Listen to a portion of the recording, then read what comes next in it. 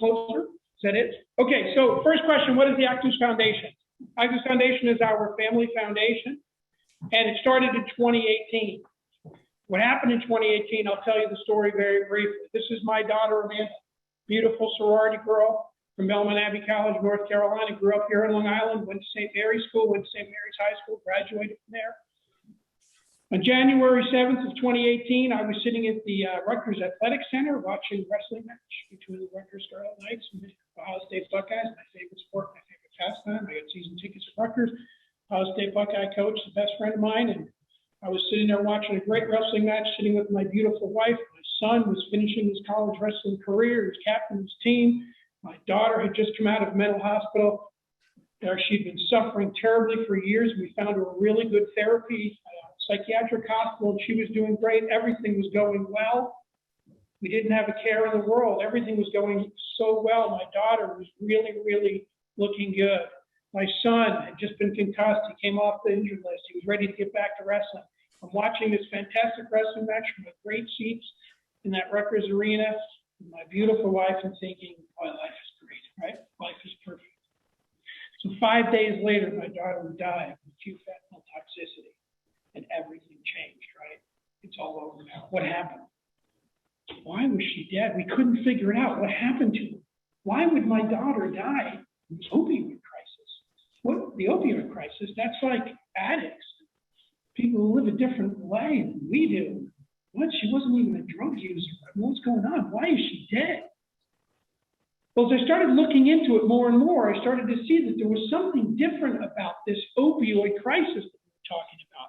Something different about the way people were dying that was very different than the way it used to be, very different than what my thoughts were at the time and what I perceived to be the opioid crisis.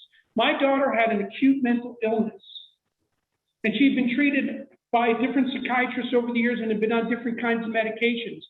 But at that point, she had a problem where she came out of the psychiatric hospital into an outpatient treatment, and somewhere in there was a mix-up. She wasn't getting the meds she wanted. She went out to the street to get something to turn off a manic episode, and it killed her. Why? Because there was fentanyl in it, and there was enough drug in there to kill a whole football team. It was hopeless. She had no chance. So we started to think about this. What happened to our daughter? That's not how we thought people died in the opioid crisis, right? I thought it was the needle in the arm, don't care about my life anymore, just want to get high, whatever. And that's what we perceived at the time. We didn't know that we were in the crosshairs of this disease. Well, it's gotten far worse in the 3 years since we were all in the crosshairs. So I got involved. I started to look at it, see what's happening in the situation, start to look at the data. And I'm going to show you this data that I found that tells the whole story. And I'm going to show you that in just a few minutes.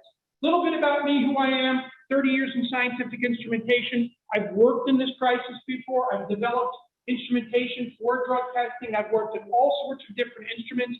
I have a lot of background in this. I've worked with pharma manufacturing, working on Q&A and counterfeit drug detection. So I've done a lot of these things. I've been around this quite a lot. I'm a business owner of a small company, Actus Analytical, that makes scientific instruments ourselves out of Manhasset, New York. And I'm a married father of 2 children, Roman Catholic, live in Manhasset, New York. That's me. But my most important qualification is losing my daughter to fentanyl. I got the call at 6:19 p.m. on January 11th, 2018. And I can assure you, that call, no one can possibly understand what that is until it happens. You do not want to be here, folks. Absolutely do not want to be here. Everything changes at that point.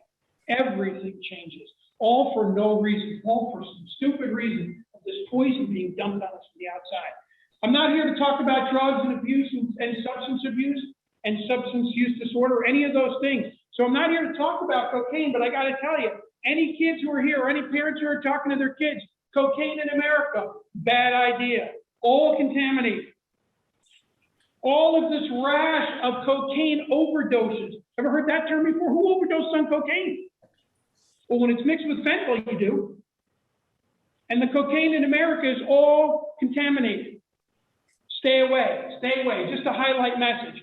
Because what the overall message is that fentanyl changes everything. Everything we know and believe about drugs. This chemical is changing everything. And there's a good reason why. It's perfectly understandable. And let me walk you through it. Here's some quick facts. We lost between 150 and 180,000 young people last year alone. Hello? You see the CDC numbers 93. Everyone agrees these are woefully underreported, but they're underreported in a predictable way. So Johns Hopkins University put out a paper and said if we multiply it by 1.8 to 2x, we're right about where we need to be because it gets underreported. For good reason, it's not a big deal. We just have to bias it up. So here's the number, folks. You know what that is? That's a 747 aircraft filled with young people crashing every single day for 365 days in a row. A 747 crashing every single day for 365 days in a row. If a 747 were to crash tonight, it's Tuesday, and tomorrow, Wednesday, it crashed again, and then by Thursday, what do you think we'd all be doing? The whole country would be shut down. CNN would have us all turned into half an aeronautical engineer watching over and over these reels of different things that happen in airplanes and what's happening in 747s.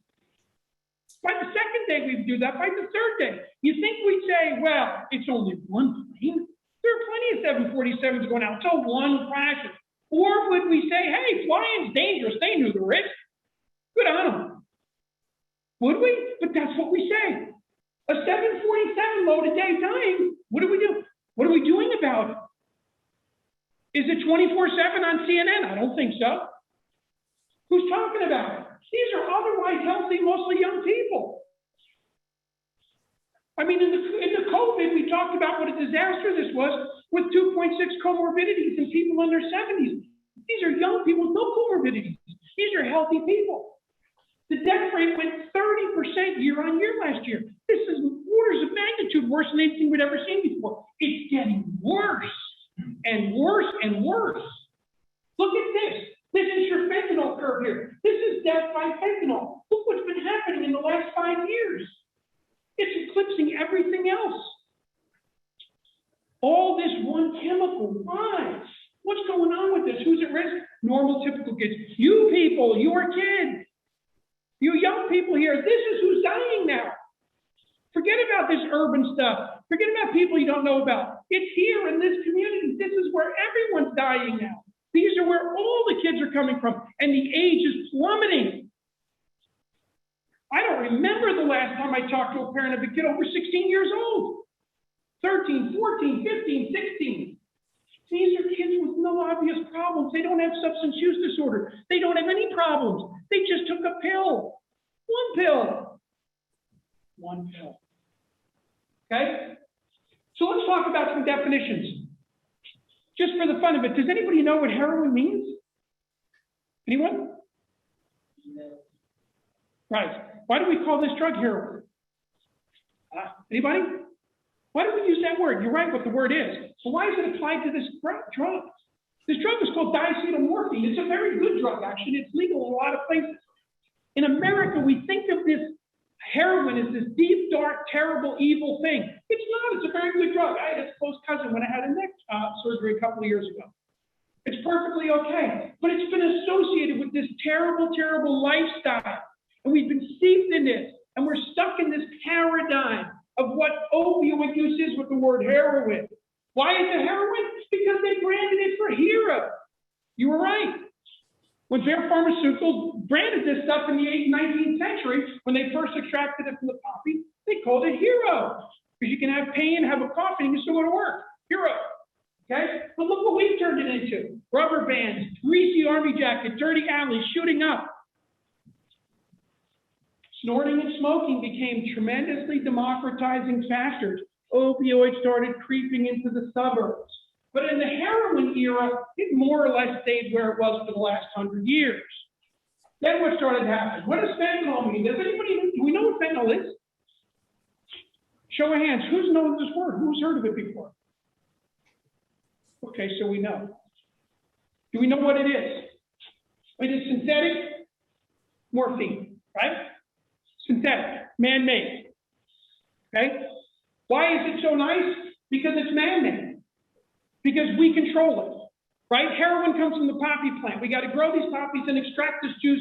We got to turn it into a powder. We got to do a whole bunch of processing of it to turn it into heroin.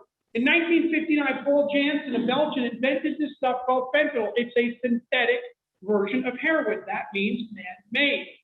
I can make as much as I want. I don't need poppies. I don't need trees. I don't need anything else. I take simple precursor chemicals, I put them through a process, and voila, I've got this stuff. I make as much as I want. That's one great advantage. The other great advantage is I can do what's called analogies, right? I can modify the chemical to suit my needs. I can tweak it. I can change it. Why? Because God gives me the molecule morphine. It is what it is from the plant. This one I make, so I can manipulate that molecule and change in what we call the functional groups, and I can change the way it behaves. It's fantastic stuff, these synthetic drugs. We love them. And it's 100 to 10,000 times as strong as all other opiates. Cheaper to make, easier to transport. Much cheaper to make, much easier to transport. Producing and selling this stuff is a no-brainer. Heroin can't compete. The stuff is garbage. I got to have poppy fields and farms, and I got the law enforcement watching over me. I got to shift this stuff around. I put this in a nice, dark, easy lab, and I make all I want. It's great stuff. That's why these traffickers like it.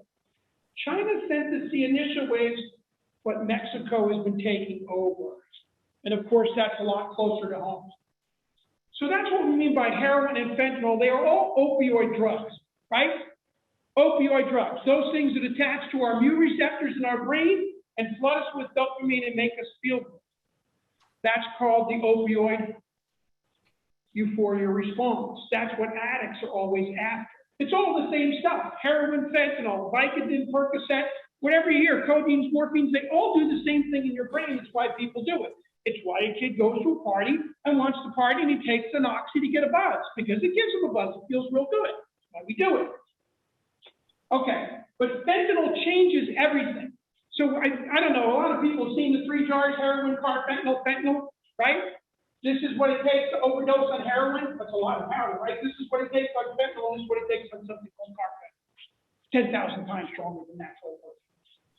Okay? So what do we say? Fentanyl is easier to make, easier to acquire than all other opioids. It's easier to ship and smuggle than any other opioid, right?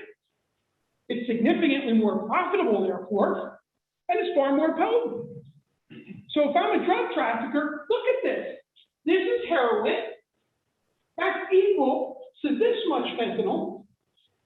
Notice the guy's hand. This much heroin to this much fentanyl equals about 10 million doses on the street. Now, if I got to ship this stuff around and keep it out of law enforcement's nose, and I got to hide it from people, do you think this is better than this for the same market? And by the way, it costs a fraction. This is why it's so good. This is why it's happening. There's a long story that I won't tell here tonight of why the Chinese engaged in this in 2013, but they did in that year. In that year, the Chinese started pumping this chemical into our marketplace, knowing the American taste for this diacetylmorphine, aka heroin, aka opioid, so they pumped this in its place. Why? Make money, kill us, act of war against us, who knows? But they did. In a big way. Tons of the stuff started arriving. And after everything I just told you about how it's easier to make and acquire, easier to ship and smuggle, what do you think happened? The drug traffickers love this stuff. No more poppy fields. No more this stuff getting caught at the border. I'm doing this stuff, right? For the same market. It's wonderful. This stuff is fantastic. And I started to think how to make this comparison. As I started to look at the data, and I started to look how fentanyl was pushing heroin out of the marketplace. And I go to law enforcement training all over the country. I don't remember the last time I heard of a heroin bust. It doesn't happen anymore. Stuff's gone. The Mexican, west coast of Mexico and Jalisco and Nayarit, they have given up 80% of the wholesale value of heroin in the last 5 years. Why? Because fentanyl's so much better. So much better for a drug trafficker. In fact, I started thinking this through. In my own business experience in the technology business, when did I ever see a business dynamic where one product, a new product, was so much better than what it was replacing? And you know what I came to? And I thought of, and I looked at the data, CRTs and platforms. You remember this guy here? Tube TV, remember? And here's the flat panel display that replaced it, right? I thought of this example because like heroin and fentanyl, there's no comparison. There's nothing redeeming about this. Nothing. It has nothing over this. All it had in the beginning was price. It was a fraction the cost. So while a few rich people bought these, the rest of us continued to buy these, knowing that we were getting an inferior product, but hey, rich people get better stuff. That's the way it is. But as the economies of scale started catching up and the prices started coming down, we hit a price parity. And that teaches us something about the dynamics of this business of fentanyl and heroin. We hit price parity here. Anybody remember when they bought their first flat panel in their home? I can tell you, 2007. You all did. I used to be in the semiconductor business. I tracked all the states. I can tell you, the whole country bought one in 2007. Nobody bought one in 2006 with Bill Gates. In 2007, we all bought them. By 2008, these were fire sales at the store, and then by 2009, they were gone. That's the way it happened. Here's the date. I used to track it. Okay, so here's your tube TV up here showing the piece of band because this guy was about $50,000 to $500. But as economies of scale came in and this started coming down in prices, more people bought them. You see what's happening here, right? He starts losing his sales because people are buying this guy. And here it is, 2007, price parity. At price parity in 2007, everybody started buying these. Why? Because they were better in every way possible. There's no comparison. There's nothing redeeming about this poor, old, big, heavy, energy-globbing tube. Okay? And this is how it works in this type of a market. Well, this is exactly what's happening with fentanyl versus heroin. Heroin's disappearing. And who would have ever thought we'd be sad to see it go? But we should be sad to see it go. And I'm going to show you some data that's going to blow your mind in just a second. Why the loss of heroin is a disaster. Because it's being replaced with something so horribly worse. Here's what I mean. In the CRT flat panel, the tube is an old art form, not technology. It's hard to make. It's expensive to make. As the display needed to get bigger, the output and glass needed to get thicker and more pure. The cost went up. This, in the long history of the tube, people making tubes for 50 years didn't want to go out of business. They kept dropping the price and dropping the price and dropping the price. Well, the flat panel was expensive. So they held on. It's exactly what the Mexican farmers are doing with their heroin. They're dropping the price 80% in 5 years. They're holding on best they can. But they're going to hit their 2007 moment soon.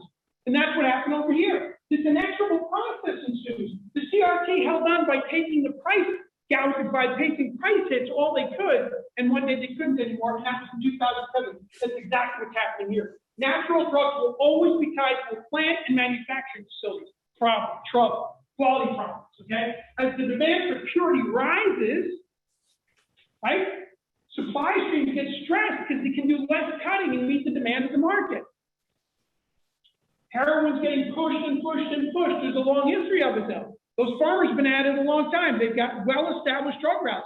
They don't just go away. They keep fighting and they keep holding on. They drop their price. But sooner or later, it's hopeless. Fentanyl's going to catch up. It's going to take over. It's already happened. This is why fentanyl is here.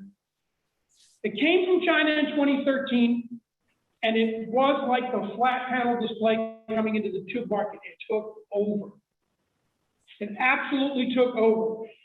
There's one other interesting comparison that is the same between the TVs and the drugs, and that's it. Those of you who are old enough to have had tube TVs, how many did you have? If you were well off, you had 2. If you were rich, you had 3. How many flat panels do you have? I'm wearing them on my wrist. There's 2 computers there. I've got one in my car, my phone in my pocket. I don't know. I'm responsible for 20 of them. When the product is that much better, it goes places the inferior product never did. That's why, if we go back to this stage just a moment, that's why what you'll see is it didn't just cross over. Look where it is already by 2013. We're all the way up here. The tube never sold that many. Why? Because I got 15 of them. That's what's happening with fentanyl. It's going places heroin never could because it's so cheap, it's so affordable, it's so easy to work with, it's so easy to move around that the traffickers are having a heyday with it. So here we go. It's easier to make and acquire than other opioids. It's easier to ship and smuggle than other opioids. It's significantly more profitable because of how potent it is. Back to our 3 jars again. But there's this one little problem. It's really hard to mix because it's like 10,000 times more powerful. And our dealers are not exactly blending engineers, and I'll explain what that is in a second. So it leads to it being the most deadly opioid out. This is a problem, right? At least you think it's a problem. Local drug trafficker doesn't think so. Here's why it's so dangerous. So we all know this stuff is dangerous, right? Everybody, a lot of people heard of it, and we know it's dangerous, right? We know it's bad stuff, right? Why? Because of how potent it is. Sugar cube is about 1 gram. So a little bit of a little bit of science here called scientific notation. Move the decimals around to understand scale, okay? Sugar cube is about 1 gram. If I take 1/1000th of a sugar cube, 1/1000th, little guy this size, 1/1000th, that is a milligram, right? 1/1000th. If I divide that by 1,000th again, so basically I make this little guy who's about like this big compared to a gram. This is what we call a microgram. And that's less than a grain of salt. This is the dosing level of fentanyl. This intense is the dosing level of heroin. So when the dealer sits to mix up heroin with cutting agent, and he does a bad job in heroin, which he does, you get good bags and you get bad bags. Some people really get blasted, some people don't get much. When you do that with fentanyl, some people get killed, and some people don't get much. And that's just the way it is. Because it's too potent for them possibly to handle. So in the pharma industry, which I worked in for a couple of years, we have things called blending chambers, blending mixers, and blending engineers, people with PhDs in physics. Because you know, when you mix these drugs together, it's powders and powders. We call that dry powder blending. This is really serious science. This isn't like baking a cake in your kitchen, where you're putting a bunch of ingredients together and then you're throwing some stuff in and causing an aqueous solution, putting it into the oven and putting some heat and getting it to mix. These are dry powders with absolutely no catalyst. These are dry powders that are just mixing together statistically, but they've got little charges on them. They repel, they static, they clump. You need PhD physicists to figure out how to mix this stuff. These big mixing chambers, and we will put infrared, FTIR infrared spectrometers on them to figure out the blending, figure out the mixing. You think the drug dealer has those $5 million mixing chambers? He's got the magic bullet blender. It's found in every single drug trafficking operation that gets busted. The bullet blender. And that's how he's trying to mix a microgram of dosing. How do you think he does that? He does very poorly then. That's why people die. So here's what we got. We got excipient over here, cutting agent, basic formula usually. API over here, that's the drug. That would be your fentanyl. And then we mix it all up, we mix it all up, we mix it all up. And this is about what it looks like when he's done. These are statistically right dots, by the way. Yeah, not counting. That's what I made. Okay, so now we sit down and we make our bags, our little capsules. And you see, most of it comes from out here, in here, it's all green. Nothing. These people are really not happy with their kill. They got a bag of nothing. They got a baby formula hit. Okay? This guy here, he got a little bit here, he's not happy either. This guy here, okay, getting a little better, we're getting in toward the middle. And then we got one little sweet spot in here, and everybody else gets killed. Every time they mix, they make lethal batches. Period. I have been accepted, my testimony has been accepted as expert witness testimony in 2 jurisdictions, and the nature of my testimony is the following. If you're selling this stuff, you cannot deny that you know you're killing people. I have the data and the statistics in court to prove that. That's how deadly it is. If you are selling fentanyl, you know someone's dying at the other end of your sales. It is depraved indifference. You know what's happening. The heroin dealer had the excuse, hey, I sold the stuff that 2 bags, he finally took 5, it's on him. Maybe it's a terrible thing to say, but it was true. No excuse here. Every time they mix, something's lethal. See the message I'm starting to get to for our people of North Shore of Long Island. Every time they mix, some number are lethal. And before you start thinking, well, who cares what they do with bags of heroin, we're going to get to that point in just a minute. So here we go. Easier to ship and smuggle, more potent, higher profits, easier to combine. But where's this one problem? So all of this is on the favor of selling, right? But people die. Isn't that kind of a problem, right? No, in the war world of drug dealing, death is an advertisement. So they liked that all those people got killed. They used to do hot shots to kill them. Now it's taken care of by itself. Because every time a drug kills somebody, all the addicts go to buy that drug. Because it's potent. Okay, so everything we've said here so far is to build up to this need of fentanyl, why it's here, why it's expanded. I still haven't gotten to why the people here should think of it so differently, right? This means that for your average drug addict out there who's in the streets shooting up, life has become very, very dangerous. But why has it become dangerous for you kids here in the North Shore of Long Island who aren't out there shooting up? We'll get to that in just a second.